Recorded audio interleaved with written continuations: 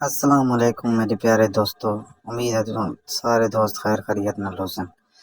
तो जिन्हें सारे चैनल नो सब्सक्राइब नहीं किया वो सारे चैनल ज़रूर सब्सक्राइब करें ते लाइक करें ते शेयर करें। पहले नंबर ते भूरी झोटी है फुल तैयार है तेरे थारे सामने भाई नज़ीर टोरी बताए।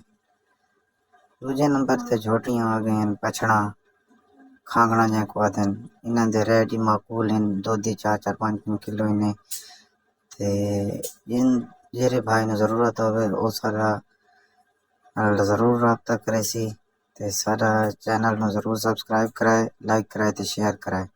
सारा नंबर डिस्क्रिप्शन में मौजूद है ते इंशाल्लाह दोस्तों नाल तामन होसी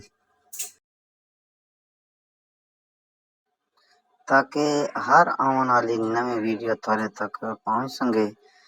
ते दोस्तों को अपना लाइक ही करना है, अपने चैनल को सब्सक्राइब भी करना है, अपने दोस्तों नाल शेयर करना है ते सब्सक्राइब लाजमी करावना है।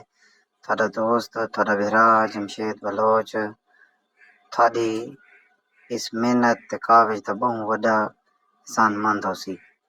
ते सारे चैनल ते घोड़न दी वीडियो होंदियां ते व्लॉग्स वगैरह भी होने लाजमी अपने चैनल ते विजिट ही करना है। अपने चैनल नो ढेक तो ढेक सब्सक्राइब करना है ताकि थारे दोस्त दा कोई ना कोई भला हो वने।